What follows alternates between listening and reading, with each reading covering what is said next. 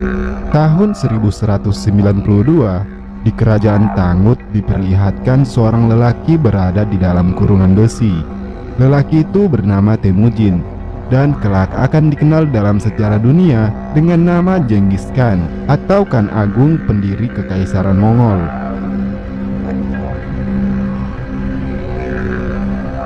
Hai sahabat berbaju besi, di video kali ini kami akan menceritakan film sejarah dari salah satu tokoh dunia yang sangat berpengaruh, yaitu Temujin atau Genghis Khan.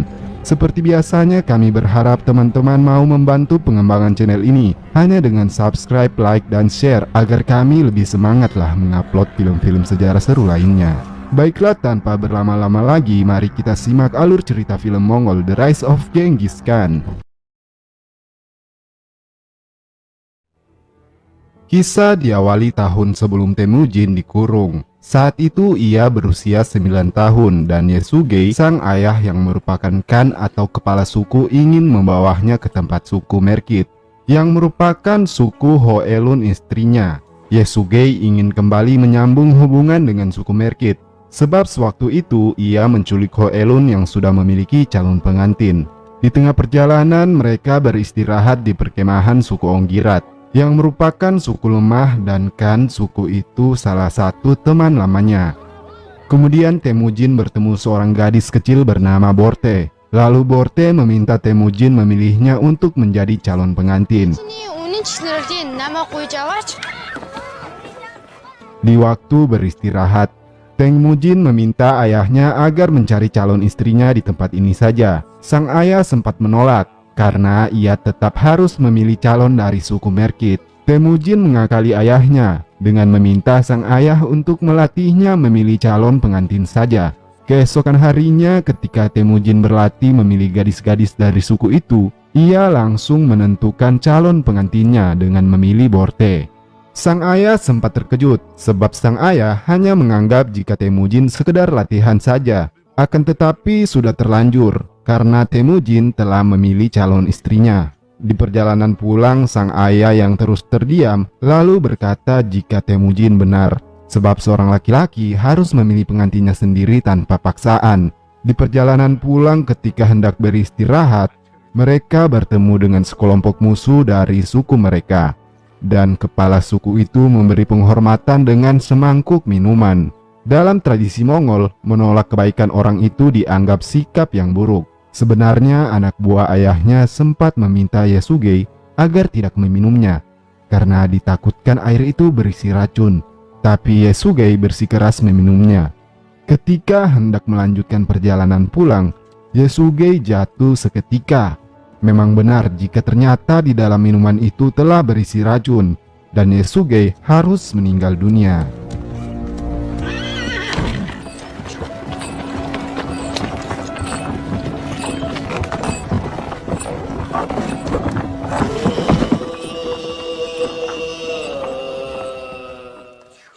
Seusai pemakaman Yesugei, terkejut keluarga Temujin saat kembali. Rupanya kemah mereka telah dirampas oleh orang-orang mereka sendiri yang dipimpin Targutai. Targutai berkhianat kepada Khan mereka sendiri dan ia merebut tahta Khan dari tangan Temujin yang sebenarnya mewarisi tahta Khan itu dari ayahnya. Targutai tidak hanya mengambil alih tahta dan merampas harta keluarga Temujin, ia juga menangkap Temujin lalu hendak membunuhnya. Beruntungnya Temujin saat itu dianggap masih kecil, dan dalam kebiasaan perang Mongol, tidak boleh membunuh anak kecil yang tidak berdaya. Targutai berencana membunuh Temujin jika kelak berusia dewasa. Sang ibu yang amat geram dengan tindakan Targutai terus memotivasi Temujin. Jika kelak ia beranjak dewasa, ia harus membalas dendam ayahnya kepada Targutai. Temujin kemudian melarikan diri.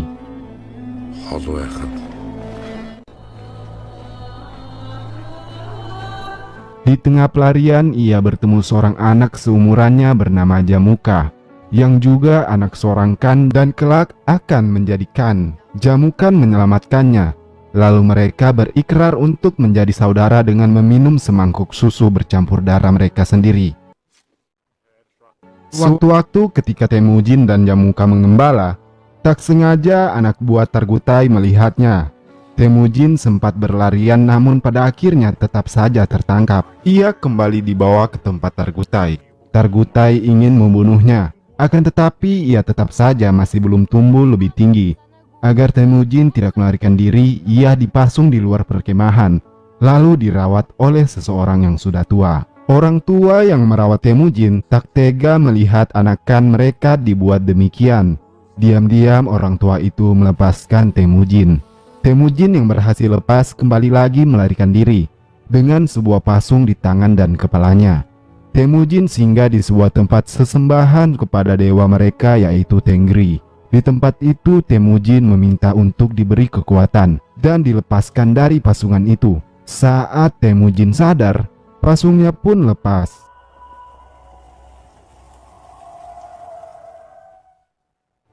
(1186) Temujin kini telah dewasa. Selama ini ia hidup mengembara sendirian dan bertahan hidup dengan berburu.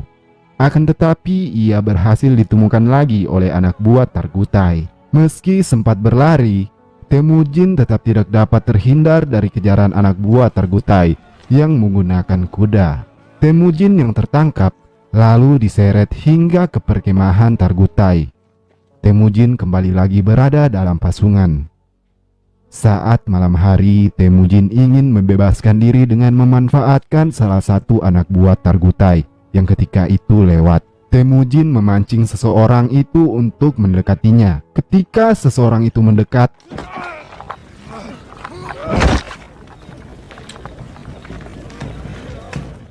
alhasil Temujin kembali terbebas dan melarikan diri. Saat pelarian, Temujin melihat segerombolan kuda dan pengembala kuda itu membebaskan Temujin dari pasungan. Pengembala itu bernama Borcu. Borcu memberi Temujin salah satu kudanya dan Temujin akan selalu mengingat kebaikan orang itu. Segera Temujin menuju perkemahan suku Onggirat untuk menikahi calon istrinya. Di sini rupanya Borte telah tumbuh dewasa dan begitu menawan hati Temujin. Tidak hanya memukau, Borte juga kelak menjadi wanita yang kuat dan setia meski Temujin dalam keadaan amat terpuruk. Mereka lalu pergi ke perkemahan keluarga Temujin untuk meminta restu sang ibu.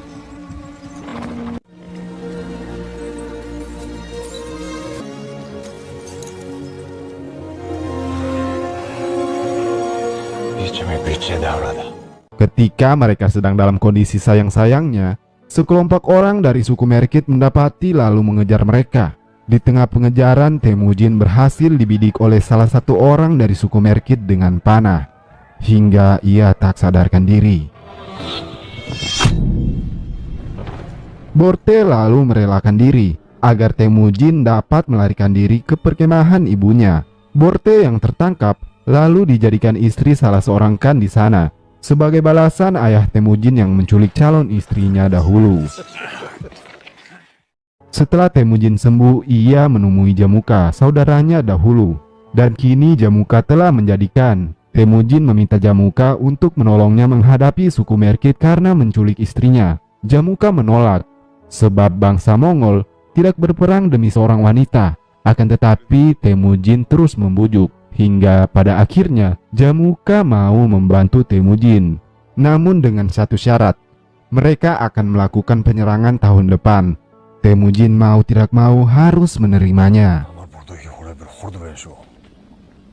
Selang 1 tahun, mereka pun menuju ke pemukiman suku Merkit. Saat mendekati tempat itu, nampak keadaan begitu sunyi. Lalu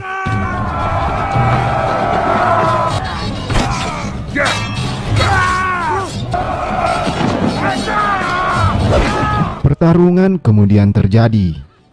Di tengah pertarungan, Temujin mengendap-endap ke perkemahan suku Merkit dan mencari istrinya. Setelah menelusuri satu persatu kemah, Temujin menemukan Borte telah membunuh khan di tempat itu.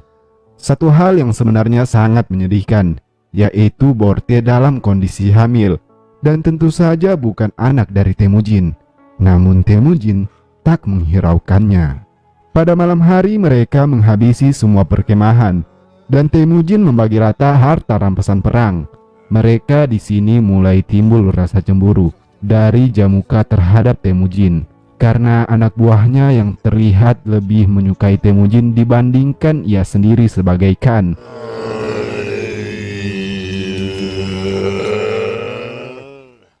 Ketika pagi hari saat Jamuka bangun, ia terkejut karena beberapa anak buah terbaiknya telah pergi bersama Temujin.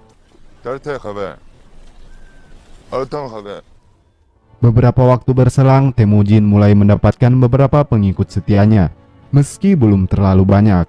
Kemudian terlihat dua orang sedang mencuri kuda-kuda milik Temujin. Anak buah Temujin yang mengejar pencuri itu tak sengaja melepaskan anak panah dan membunuh salah satu di antaranya. Saat mereka memeriksa salah seorang pencuri itu, rupanya orang itu tidak lain adik dari Jamuka. Karena kejadian ini Jamuka murka dan ingin menyerang kelompok Temujin.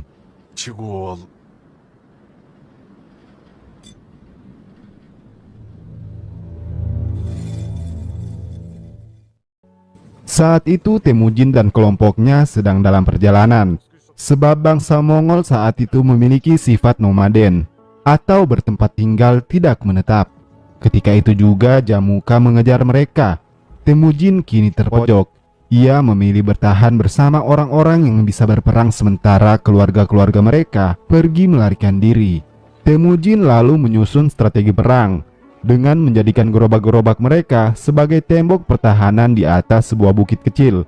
Saat pasukan Jamuka sampai, peperangan pun tidak dapat lagi dihindari.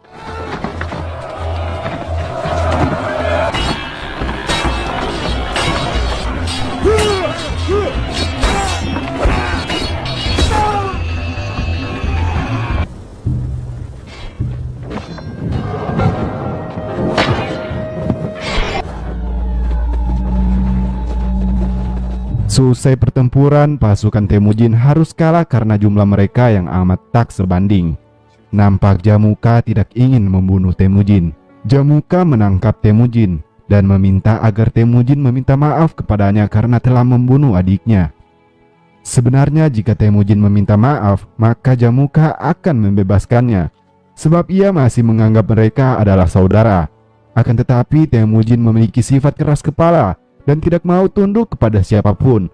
Pada akhirnya Jamuka yang kesal menjual Temujin dan beberapa anak buahnya yang masih hidup ke penjualan budak di kerajaan Tangut atau kerajaan Sisia.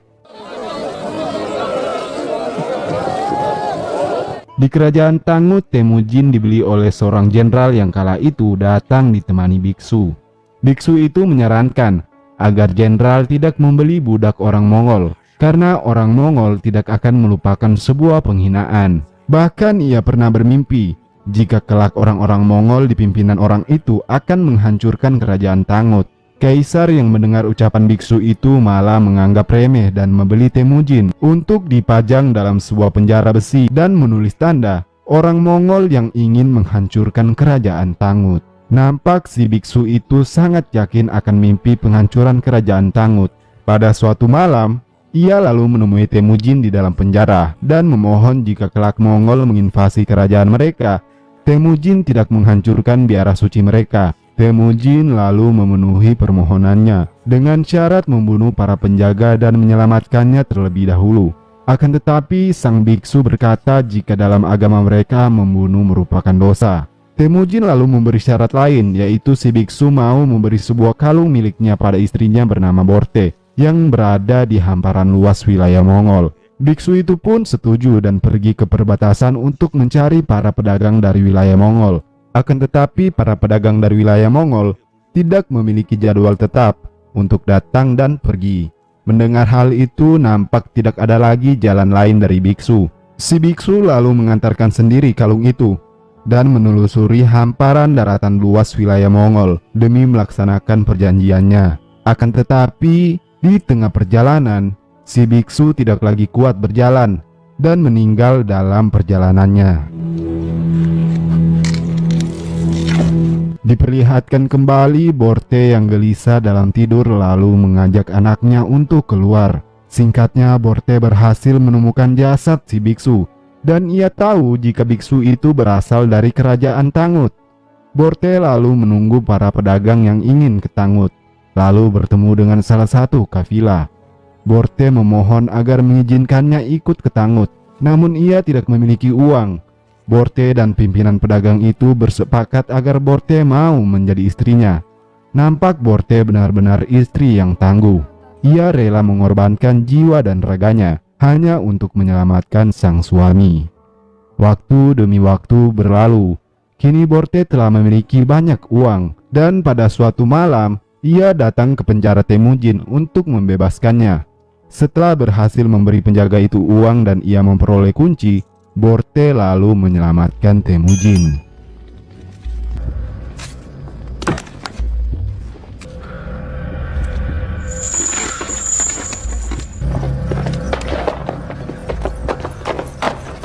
Saat di kereta, Temujin melihat Borte telah memiliki 2 anak, dan anak kedua itu tentu saja bukan lagi anak darinya. Borte telah rela mengandung 2 kali demi keselamatan Temujin.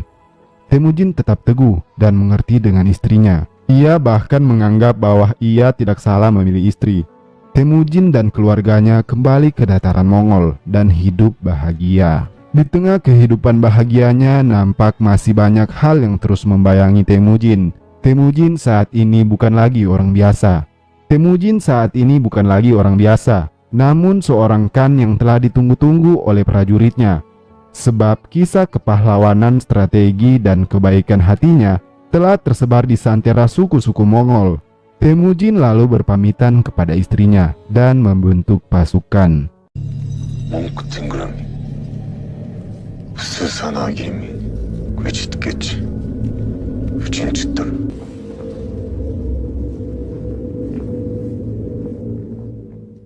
Pasukan Temujin lama-kelamaan bertambah. Kini hanya ada 2 pimpinan terbaik bangsa Mongol, yaitu Temujin dan saudaranya yaitu Jamuka.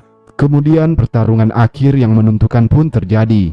Di pertarungan ini akan menentukan siapa yang pantas menjadi Khan Agung, apakah Temujin atau Jamuka, dan perang pun dimulai.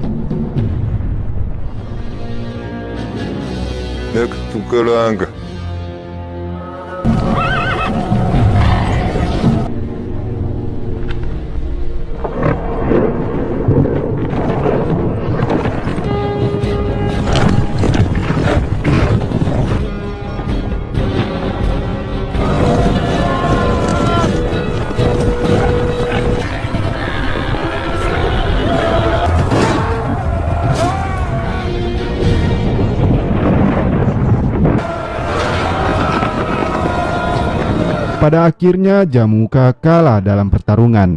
Meski kali ini ia tetap menang dalam jumlah prajurit. Kini Temujin menjadi pimpinan dan mempersatukan bangsa Mongol, hingga ia pun memperoleh gelar Genghis Khan atau Khan Agung yang memimpin para Khan lainnya. Film pun berakhir, dan kehebatan Genghis Khan akan kami bahas berikut ini. Usai Genghis Khan berkuasa, ia mendirikan kekaisaran Mongol dan bertekad untuk mengenalkan kehebatan bangsa Mongol ke seluruh dunia. Sebelumnya, ia harus menaklukkan kerajaan Tangut yang sudah menghinanya dalam sebuah penjara bertahun-tahun. Terhitung dalam sejarah jika Tangut sangatlah sulit untuk ditaklukkan, dan mereka berhasil menaklukkan kerajaan Tangut setelah beberapa kali pengumpungan, dan pada akhirnya membuka pintu peluang untuk menaklukkan negeri Cina yang kala itu di bawah kekuasaan dinasti Jin dan Song. Usai dari situ, Genghis Khan lalu melakukan invasi besar-besaran ke seluruh dunia dan diteruskan oleh penerus-penerusnya. Kekaisaran Mongol berhasil merajai dunia hingga menjadi kekaisaran terhebat di abad pertengahan dan kerajaan terbesar pada masa itu. Tak tanggung-tanggung, dalam sejarah kekaisaran Mongol, mereka berhasil menduduki hampir setengah dunia dan diperkirakan sekitar 11% dari populasi manusia terbunuh selama invasi Mongol ke seluruh dunia berlangsung. Di antara negara-negara yang berhasil ditaklukkan oleh kekaisaran Mongol ialah Afghanistan, Armenia, Azerbaijan, Belarusia, Tiongkok, Georgia, India, Iran, Irak, Kazakhstan, Kirgistan, Korea Selatan, Korea Utara, Pakistan, Polandia, Rumania, Suriah, Tajikistan, Turki, Turkmenistan, Ukraina, Uzbekistan, serta Yerusalem. Sedang beberapa negara seperti Lituania, Austria, Kroasia, dan Hungaria mengalami kekalahan besar, akan tetapi wilayah mereka tidak jadi diambil oleh Kekaisaran Mongolia. Sebab pada saat itu, Ogaday Khan yang merupakan keturunan langsung dari Temujin harus meninggal dunia. Invasi pun berakhir. Satu-satunya negara yang kala itu berhasil dan bertahan dari serangan pasukan Mongol hanyalah dinasti Mameluk di Mesir, yang juga mendesak pasukan Mongol hingga ke Baghdad, yang sebelumnya menjadi wilayah dinasti Abbasiyah. Hingga saat ini tidak ada yang mengetahui di mana Temujin dikebumikan. Keluarga kerajaan sengaja menyembunyikan mayatnya agar tidak ada yang tahu. Dan Kekaisaran Mongol yang sempat merajai dunia itu pun kini hanya bagaikan wilayah hamparan daratan yang luas saja di negara Mongol. Nah, berakhir sudah kisah sejarah Temujin atau Genghis Khan ini. Jika kalian melihat adanya kesalahan atau kurang jelasnya informasi dari kami, silakan memberi saran di kolom komentar. Baiklah, kami sudahi pertemuan kita di video kali ini. Wabillahi taufiq wal hidayah. Wassalamualaikum warahmatullahi wabarakatuh.